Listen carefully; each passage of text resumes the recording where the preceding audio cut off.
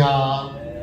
네, 1층에서 예배 드리시는 분들, 또 3층에서 예배 드리시는 분들, 또 영상으로 예배 드리시는 분들 사랑하고 축복합니다. 늘 하나님의 은혜와 평강 가운데 승리하시기를 축원합니다. 하늘의 열쇠 이런 제목으로 함께 은혜 나누겠습니다. 11조에 대해서 함께 말씀을 나누고 있습니다. 총 6번의 말씀을 같이 나눴는데 마지막 시간입니다. 성령님이 강권적으로 6번에 걸쳐서 11조 설교를 하게 하셨습니다. 순종하여 어려웠지만 제가 잘 말씀을 준비하여 말씀의 내용에는 부족한 것이 많이 있었지만 정성껏 전했습니다. 6번째 마지막 시간입니다. 좀 부끄럽게도 아쉬운 점도 있고 또 감사한 점도 큽니다. 11조란 무엇입니까? 11조란 돈을 드리는 게 아니라 하나님께 믿음을 보이는 것입니다. 말로만 믿는다 하는 걸로는 하나님이 우리의 믿음을 확인하실 수 없습니다. 그래서 하나님이 내 믿음을 확인하시기 위해 11조를 드리게 하십니다. 11조는 내 모든 것의 주인이 하나님이십니다. 내 필요한 거 다 하나님이 공급해 주십니다. 이런 믿음으로 내 수입의 10%를 정성껏 하나님께 드리는 것입니다. 또 11조는 다른 헌금으로 대체될 수 없습니다. 11조는 모든 헌금의 기초가 됩니다. 반드시 11조부터 시작하셔야 합니다. 또 11조는 하나님께서 특별한 목적을 위해 드리게 하신 헌금입니다. 온전히 드리기만 해서는 안 되고 쓰는 것도 하나님의 뜻대로 써야 합니다. 그럼 왜 11조를 드려야 합니까? 하나님의 백성이 마땅히 지켜야 할 하나님의 규례이기 때문입니다. 규례는 중력의 법칙과 같습니다. 내 생각이 아무리 달라도 중력의 법칙을 거스르면 다칩니다. 11조를 드리지 않아도 된다고 생각하는 수많은 논리들이 있습니다. 아무리 떠들어대도 아무리 그 논리가 맞아도 여러분 풍성한 하나님의 복을 받으려면 11조를 드려야 합니다. 그거 외에 다른 방법이 없습니다. 풍성한 하나님의 은혜를 누리려면 예외 없이 반드시 11조를 드려야 합니다. 왜 11조를 드려야 합니까? 거룩하게 하나님께서 구별하신 성물이기 때문입니다. 11조는 하나님이 내 것이라고 구별해 놓으셨어요. 하나님의 것을 내 마음대로 쓰면 하나님께 바쳐야 될 것을 나에게 바치는 것이 됩니다. 예배가 내 삶에 무너지는 것입니다. 그러면 하늘문이 닫힙니다. 그리고 무기력과 여러분 패배와 무능력에 빠지게 됩니다. 이걸 체험한 사람은 11조를 생명처럼 여겨 지키게 됩니다. 그러나 무기력에 빠져 있어도 패배 가운데 있어도 절망 가운데 있어도 끝까지 자기 생각을 고집하는 사람은 11조를 드릴 수가 없습니다. 왜 11조를 드려야 합니까? 축복의 씨앗이기 때문입니다. 하나님은 우리에게 쓸 것과 심을 것을 함께 해주십니다. 심을 걸 먹어치우면 안 됩니다. 그러면 미래가 없습니다. 심을 걸 심어야 하나님이 우리를 축복해 주실 수 있습니다. 심을 걸 먹어치우는 건 하나님이 축복하실 수 있는 기회를 도둑질하는 것입니다. 11조를 심을 때 하나님이 자라게도 하시고 열매도 맺게 하시고 30배, 60배, 100배 아니 1000배, 만배로 하나님이 축복해 주시고 갚아 주십니다. 왜 11조를 드려야 합니까? 11조를 드릴 때 하나님의 특별한 보호하심 속에 삶을 살아가게 되기 때문입니다. 온전한 11조를 드리면 하나님이 하나님의 울타리, 산울, 에덴이 회복된 삶을 살게 하십니다. 보이지 않는 울타리가 우리의 삶과 우리의 인생을 보호하고 지켜줍니다. 그래서 어떤 손해도 보지 않는 삶을 살도록 우리의 삶을 지켜줍니다. 왜 11조를 드려야 합니까? 하나님께서 11조를 통해 긍휼과 자비를 세상에 믿지 않는 사람들에게, 어려운 사람들에게, 선교사님들에게 베푸시기 때문입니다. 11조는 체렘입니다. 드릴 때도 하나님의 뜻대로 드려야 하지만 쓸 때도 하나님의 뜻대로 써야 합니다. 11조는 반드시 두 가지 용도로만 사용되어야 합니다. 하나는 전임 사역자들을 위한 생활비로, 다른 하나는 어려운 교회와 또 고통받는 이웃들을 위한 선교비와 구제비로 사용해야 합니다. 교회가 아무리 힘들어도 11조의 3분의 1은 선교와 구제를 위해서 반드시 써야 합니다. 34% 이상 더 하면 좋고요. 가난한 자들을 위한 구제비와 또 어려운 가운데 사역하시는 목사님들, 또 해외에 나가서 복음을 전하시는 선교사님들을 위한 선교비로 여러분 반드시 3분의 1을 사용해야 합니다. 왜 11조를 드려야 합니까? 여섯 번째 마지막 시간입니다. 하나님께서 11조를 통해 하늘문을 여시기 때문입니다. 여러분 말라기 3장 10절을 보세요. 만군의 여호와가 이르노라, 너희의 온전한 11조를 창고에 들여 나의 집에 양식이 있게 하고 그것으로 나를 시험하여 내가 하늘문을 열고 너희에게 복을 쌓을 곳이 없도록 붙지 아니하나 보라. 온전한 11조를 드릴 때 하나님께서 하늘문을 여십니다. 온전한 11조는 하늘문을 여는 열쇠입니다. 온전한 11조가 뭡니까? 온전하다는 말은 히브리어로 콜입니다. 전체, 전부, 충분한 이런 뜻이 있습니다. 내 수입의 5%를 드리는 거, 7%를 드리는 거, 9%를 드리는 건 11조가 아닙니다. 온전한 11조를 드리려면 10% 이상 반드시 11조를 충분히 또 전체로 드려야 합니다. 동시에 이 콜, 온전하다는 말에는 또 다른 뜻이 있는데 어떤 뜻이 있느냐? 특정한 방법으로, 이런 뜻이 있습니다. 특정한 방법이란 하나님의 방법입니다. 11조는 드릴 때도 하나님의 방법대로 드려야 되고 쓸 때도 하나님의 방법으로 써야 합니다. 11조는 하나님의 뜻대로 줄여서 드려서는 안 됩니다. 그건 11조가 아닙니다. 또 교회는 11조의 3분의 1 이상을 반드시 하나님의 뜻대로 선교비와 구제비로 써야 합니다. 그럴 때 하나님의 방법으로 드렸고 하나님의 방법으로 썼기에 그럴 때 온전한 11조가 되는 것입니다. 온전한 11조를 드리면 하늘문이 열립니다. 하늘문이 열린다는 건 하나님의 마음의 문이 열린다는 거예요. 주인의 마음의 문이 열리니까 주인이 가지고 계시는 창고의 문도 열리는 것입니다. 하나님의 뜻대로 교회를 긍휼의 창고로 하나님께 드리니까 하나님이 하늘 창고를 여시는 것입니다.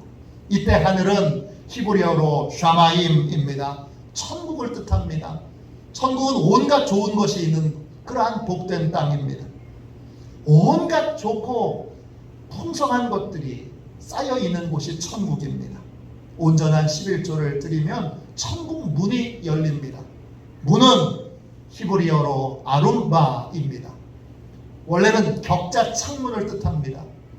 그런데 또 다른 뜻이 있습니다. 어떤 뜻이 있느냐? 배출구라는 뜻이 있습니다. 온전한 11조를 드리면 하나님께서 천국의 배출구를 여셔서 천국의 것들을, 하늘의 것들을 우리의 삶에 쏟아부어 주십니다. 여러분, 큰 통에 수도꼭지가 달려 있어서 거기에 탁 틀면 그 통 안에 담겨있던 것들이 쑥 빠져나가는 것처럼 문은 축복의 수도꼭지 배출구를 뜻합니다. 그 배출구를 여십니다. 얼마나 주실까요? 하나님께서 하늘의 복을 쌓을 곳이 없도록 우리에게 부어주신다고 했습니다. 그 붓는다는 말은 히브리어로 루크입니다.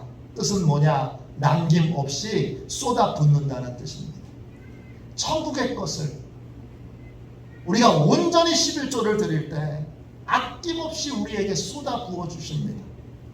더글라스 르블랑이라는 목사님이 11조의 은혜를 체험한 전 세계 사람들을 찾아다니면서 인터뷰를 했습니다. 한국 사람은 없습니다. 그리고는 11조라는 책을 썼습니다. 이 책도 참 좋은 책입니다. 이 책에 보면 그레고리 그리고 프레데리코 부부 이야기가 나옵니다. 그레고리는 어렸을 때 성공회 교회에서 자랐고 프레데리코는 카톨릭 가정에서 자랐습니다. 그러나 두 사람은 젊은 시절에 다 하나님을 떠나고 교회를 떠나 히피가 됐습니다. 히피 아시죠? 어느 정도로 하나님을 떠났느냐? 두 사람이 결혼할 때 힌두교 기도문을 같이 읽고 결혼식을 했습니다. 그런데 신혼여행을 하던 도중에 특별한 하나님의 은혜를 깨닫고 하나님께로 돌아오게 됩니다. 두 사람은 예수님께 무릎을 꿇고 다시 교회로 돌아오게 됩니다. 교회로 돌아와서 얼마 지나지 않아서 두 사람은 다 사역자로 하나님이 부르신다는 그러한 사인을 받습니다. 그래서 둘 다 신학교에 입학합니다. 하나님께로 돌아오고 나서 두 사람이 제일 먼저 한 건 11조였습니다. 두 사람은 다 미국 사람입니다. 두 사람은 신학대학을 다니면서 생활비를 벌어야 되니까 교회에 관리인 생활을 합니다. 우리로 얘기하면 사찰 권사님, 사찰 집사님의 역할을 하는 겁니다. 두 사람은 매주 각각 $20씩 받았습니다. 20달러 우리 돈으로 얘기하면 여러분 23,000원입니다. 매주 사례비로 23,000원을 받았습니다. 그런데 매주마다 11조를 띄어서 $2씩 꼭 각자 하나님께 드렸습니다. 그렇게 11조 생활을 시작하고 나서 34년 동안 한 번도 11조를 빼먹은 적이 없습니다. 항상 매달 10% 이상을 하나님께 정성껏 11조로 드렸습니다. 11조는 두 사람에게 하나님께 헌신하는 기쁨을 주었습니다. 두 사람이 11조를 드렸기 때문에 재정적으로 부족했던 적은 단 한 번도 없었다고 고백합니다. 아내였던 프레데리코가 이런 고백을 합니다. 우리는 처음부터 11조를 드린다고 해서 빈곤해지는 것이 아님을 알 수 있었습니다. 사실은 신기하게도 돈이 더 많아지곤 했습니다. 신학대학에 들어간 첫 해 은행에 가서 잔고를 보면 이상하게 우리가 넣지도 않은 돈이 $50씩 더 있을 때가 2번 정도 있었어요. 그 돈이 어디서 생겼는지 지금도 모릅니다. 뜻밖의 환급금이나 보너스나 물건이 들어오기도 했어요. 이러한 신기한 일들이 자주 반복됐습니다. 값을 내야 할 물건을 공짜로 받기도 하고 생각지도 못한 돈이 우편함에 들어있기도 했어요. 이런 기적은 꼭 물이 새는 배에서 물을 퍼내는 것 같았어요. 11조를 하면 퍼내기도 전에 어느새 축복이 계속 흘러 들어옵니다. 여러분 배에 구멍이 난 상태로 바다에 가면 계속 그 구멍으로 물이 들어오잖아요. 퍼내고 퍼내도 계속 물이 들어오는 것처럼 11조를 드리고 나서는 퍼내고 계속 들어오더라는 거예요. 이 부부가 경험한 게 뭐지요? 11조 생활을 통해서 하늘문이 열리는 것을 경험한 것입니다. 프레데리커의 고백처럼 11조를 드리면 하늘문이 열립니다. 그러면 날마다 분명히 공급받을 곳이 없는데 하나님이 놀라운 은혜와 복을 우리에게 부어 주십니다. 11조는 천국의 풍성함과 넉넉함을 경험하는 열쇠입니다.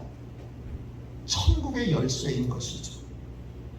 온전한 11조를 드릴 때 하나님이 복을 우리의 삶에 쌓을 곳이 없도록 부어주신다고 그렇게 말씀하셨습니다. 쌓을 곳이 없도록 이라고 하는 표현은 히브리어로 보면 한 단어예요. 히브리어 나이입니다. 뜻은 충분한, 넉넉한, 때마다 넘치도록 풍부하게 필요한 만큼 이런 뜻이에요. 그러니까 쌓을 곳이 없도록 하나님이 부으신다는 건 필요할 때마다 넉넉하게 충분히 공급해 주신다는 거예요. 온전한 11조를 드리는 교회와 성도들에게 필요한 것이 생길 때마다 하나님이 충분하고 넉넉하게 공급해 주십니다. 이 풍성함, 이 넉넉함을 온전한 11조를 통해서만 체험할 수 있습니다. 11조를 드리지 않으면 이상하게 돈이 있는데도 계속 메마릅니다. 가뭄의 때처럼 계속 나가기만 합니다. 그런데 11조를 드리게 되면 돈이 없는데도 풍성합니다. 늘 넉넉합니다. 모자라지 않습니다. 신비한 경험을 하게 되는 것입니다. 하나님이 11조 드리는 것이 얼마나 중요하고 또 귀한 일이면 제발 11조를 통하여 내가 정말 축복해 주는지 축복해 주지 않는지 시험해 보라고 하십니다. 시험해 본다는 말은 히브리어로 바창입니다. 뜻은 시도해 보고 밝히 드러내는 것을 뜻합니다. 11조는 여러분 머리로 예상해서는 드릴 수 없습니다. 머리로 계산하는 건 답이 안 나옵니다. 왜냐? 하늘문이 열리는 것을 경험하지 못하기 때문입니다. 11조는 반드시 시도해 봐야 되고 그리고 결과를 살펴봐야 합니다. 그래야 11조를 통한 천국의 풍성함과 넉넉함을 여러분이 삶에서 체험할 수 있고 정말 그렇구나 고백할 수 있게 됩니다. 11조 신앙은 주저해서는 할 수 없습니다. 머리로 계산해서는 할 수 없습니다. 11조 신앙은 시도하고 실천하는 것을 통해서만 얻을 수 있습니다. 많은 개인도 또 많은 교회도 온전한 11조 드리는 것을 두려워합니다. 왜 두려워하지요? 실험을 안 해봐서 그렇습니다. 수입의 10%를 드리면 생활비가 진짜 모자랄 것 같아요. 애들 학원은 못 보낼 것 같고 또 남편 병원비는 못 댈 것 같아요. 그래서 궁리하다가 결국 못 드립니다. 교회도 11조의 3분의 1을 나그네와 고아와 과부와 또 다른 교회 목사님들과 선교사님들을 위해서 쓰지 못합니다. 왜 쓰지 못하죠? 모자랄까봐 두려워서 쓰지 못합니다. 이런 두려움을 해결하는 길은 딱 하나밖에 없습니다. 실험해보는 것입니다. 머리로 궁리하면 그냥 좌절합니다. 안 되지. 그리고 또 포기해버립니다. 그러나 시도하고 실천해서 여러분 실험해보면 예외 없이 반드시 하나님의 규례, 법칙이니까 천국의 풍성함과 넉넉함을 체험하게 됩니다. 그러면 11조를 통해 하늘문이 열리면 하나님이 복 주시는데, 구체적으로 하늘문이 열려 하나님의 복을 받으면 우리의 삶에 어떤 일이 일어나죠? 여러분, 말라기 3장 11절을 보세요. 3장 11절입니다. 만군의 여호와가 이르노라. 내가 너희를 위하여 메뚜기를 금하여 너희 토지 소산을 먹어 없애지 못하게 하며 너희 밭에 포도나무 열매가 기한 전에 떨어지지 않게 하리니. 하나님의 복이 임하면, 하늘문이 열리면 제일 먼저 하나님의 울타리가 우리의 삶에 쳐집니다.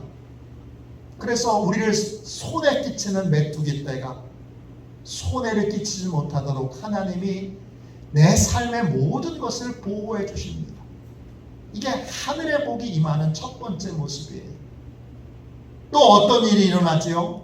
심은 포도나무 열매가 기한 전에 떨어지지 않습니다. 무슨 뜻입니까? 우리가 헛수고하지 않게 된다는 거예요. 우리가 수고하는 모든 것에 결과를 얻게 되고 열매를 얻게 된다는 거예요. 우리가 수고하는 모든 것에 하나님의 복이 임하게 된다는 거예요. 조금만 수고해도 풍성한 열매를 거두게 된다는 것이죠. 욥기 1장 10절을 보십시오. 욥이 동방에서 가장 훌륭한 사람이라고 많은 사람들에게 칭송을 받았던 이유가 뭡니까? 그 이유가 욥기 1장 10절에 나옵니다. 제가 읽겠습니다. 스크린을 보십시오. 주께서 그와 그의 집과 그의 모든 소유물을 울타리로 두르심 때문이 아니니까 주께서 그의 손으로 하는 바를 복되게 하사 그의 소유물이 땅에 넘치게 하셨음이니이다.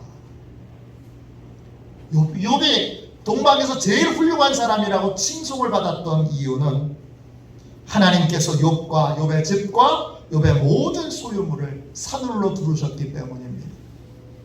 또 욥의 손으로 하는 모든 일들에 하나님이 복을 주셨기 때문입니다. 어떤 복입니까? 욥이 하는 것마다 결과를 얻고 열매를 얻고 풍성하게 열매를 거두는 삶을 살게 된 겁니다. 11조 안 드리면 어떻게 되죠? 하늘문이 닫힙니다. 그러면 어떻게 되죠? 맨날 수고하는데 결과가 없습니다. 맨날 죽도록 일을 하는데 거두는 열매는 수고한 것에 비해서 너무나 작습니다. 이게 하늘문이 열린 것과 열리지 않은 것의 차이입니다. 확 느끼시죠? 삶에서 이런 거구나. 여러분 깨닫게 되는 그러한 기억들이 떠오르시죠? 하늘문이 열리면 또 어떤 일이 일어납니까? 말라기 3장 12절 보세요.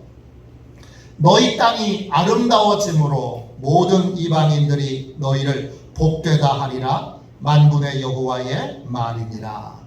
하늘문이 열리면, 하나님의 복이 임하면 우리의 터전, 우리의 삶의 자리가 아름다워집니다. 아름다워진다는 말은 히브리어로 차페츠입니다. 뜻은 기쁨과 환희와 유쾌와 만족을 뜻합니다. 하늘문이 열리면 늘 불만족스러웠던 삶의 자리가 만족스러운 삶의 자리로 바뀝니다. 늘 슬픔과 고통과 아픔의 자리가 기쁨과 유쾌와 환희의 자리로 바뀝니다. 11조를 통해 우리는 비로소 돈내 노예, 탐욕의 노예로부터 자유케 됩니다. 또 11조를 교회에서 함께 바르게 사용하게 되므로 삶의 의미와 또 보람을 얻게 됩니다. 그러면 무의미했던 내 삶이 가치 있고 의미 있는 삶으로 바뀝니다. 영국의 정치가 윈스턴 처칠이 이런 말을 했습니다. 우리는 일함으로 생계를 유지하지만 나눔으로 인생을 만들어 간다. 여러분, 열심히 생계를 위해서 일하는 인생은 그냥 생계만을 위해 사는 노예된 삶하고 똑같아요. 그 삶에 의미가 있고 가치가 있으려면 반드시 나눔이 있어야 돼요. 베푸는 삶이 있어야 된다고요. 근데 하나님이 나를 드러내지 않고 선교하고 구제할 수 있도록 11조를 명령해 주셨어요. 온전한 11조를 드리고 온전한 11조가 교회를 통하여 복되게 쓰여질 때 우리는 이전에 경험하지 못했던 환희와 기쁨을 누리는 삶을 살게 됩니다. 하나님이 하늘문을 여셔서 슬픔의 내 삶의 자리를, 무의미의 삶의 자리를 의미 있고 가치 있는 환희와 기쁨의 자리로 바꿔 주시는 것입니다. 하늘문이 열리면 내 가정이 기쁨의 자리로 바뀝니다. 내 직장이 기쁨의 자리로 바뀌게 되는 것입니다. 세계 최고의 바이올린 연주자 중에 박지혜라고 하는 자매가 있습니다. 아주 유명한 자매이고 믿음도 좋습니다. 그런데 이 자매는 오랫동안 우울증을 앓았습니다. 얼마나 깊은 우울증을 앓았느냐, 매일 자살을 생각했습니다. 수많은 콩쿨에서 입상했고 또 하루에 16시간씩 연습하는 연습벌레인데 최고가 되기에는 자기 기준에 언제나 턱없이 모자랍니다. 그러니까 더 해야 돼, 더 해야 돼, 더 해야 돼 하다가 깊은 우울증에 빠졌습니다. 우울증에 빠지자 어떤 증세가 나타났느냐, 저 사진에 보세요. 들고 있는 바이올린은 전 세계 7대밖에 없는 겁니다. 세계 최고의 바이올린 연주자에게만 빌려주는 그 바이올린을 저 자매가 대여받아서 전 세계를 다니며 연주하고 있습니다. 깊은 우울증에 빠지니까 그렇게 좋아하던 바이올린을 연주할 수 없게 됩니다. 바이올린을 만질 수가 없어요. 늘 끼고 살았던 바이올린을 만질 수가 없어요. 바이올린을 보면서 그냥 눈물만, 굵은 눈물만 뚝뚝 흘려야 했습니다. 의사는 심각한 우울증에 빠져서 언제 죽을지 모른다, 위험한 상태다, 이렇게 경고했습니다. 지금까지 세계 최고가 되기 위해, 그리고 나름 세계 최고라고 그렇게 칭송을 받았는데 모든 노력이 다 물거품이 되는구나. 그리고는 자책하는 마음이 또 듭니다. 진짜 어떻게 할 수 없는 절망의 늪에 빠져있던 어느 날 우연히 어느 목사님과 함께 소록도 봉사를 떠나게 됩니다. 거기서 한센병 환자들을 만납니다. 나병 환자들을 만난 거지요.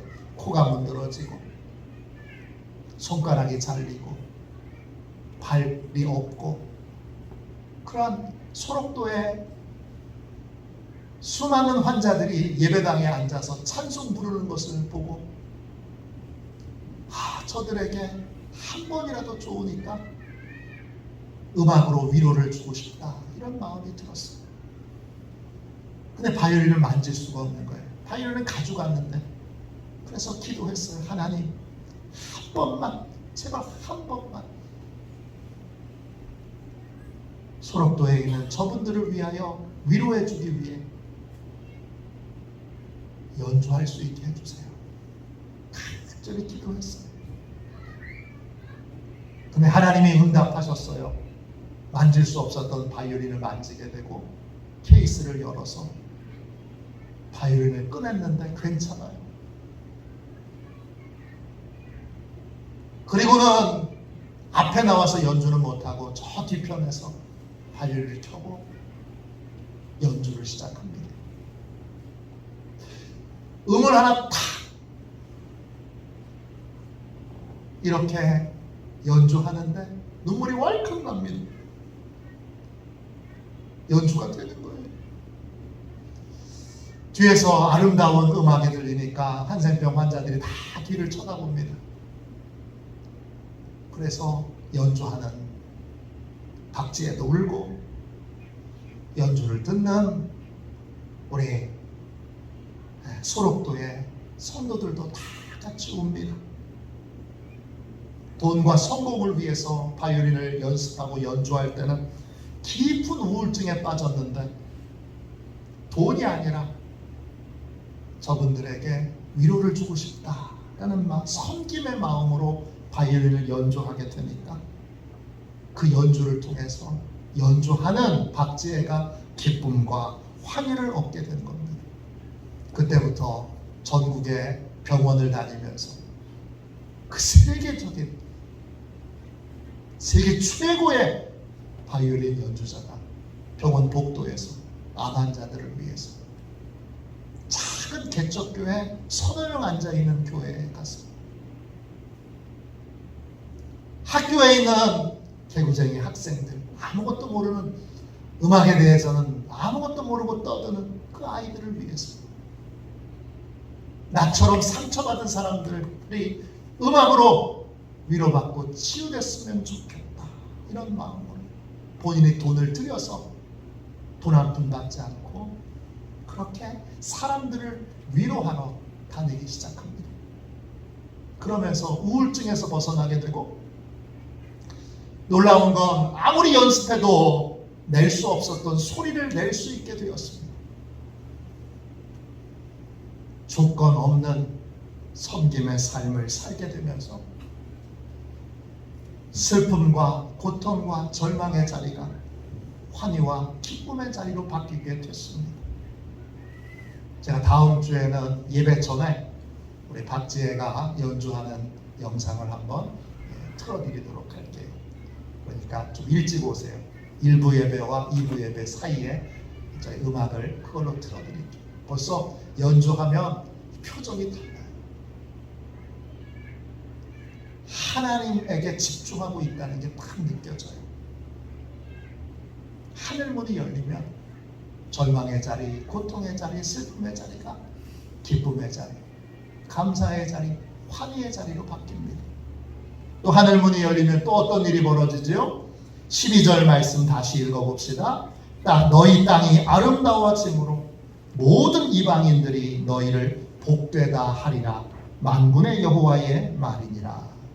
하늘문이 열리면 하나님 모르는 이방인들이 우리를 복된 사람들이다 이렇게 인정해주고 부러워합니다. 나도 좀 저렇게 살았으면 좋겠다. 우리 가정도 좀 저렇게 됐으면 좋겠다. 우리 자녀들도 저렇게 됐으면 좋겠다. 하늘문이 열리면 많은 사람들이 부러워하는 삶, 많은 사람들이 배우고 따르고 싶은 삶을 살게 됩니다. 여러분, 명품이라고 하는 것이 있지요. 명품이라고 하는 표현과 말이 나온 지는 오래되지 않았습니다.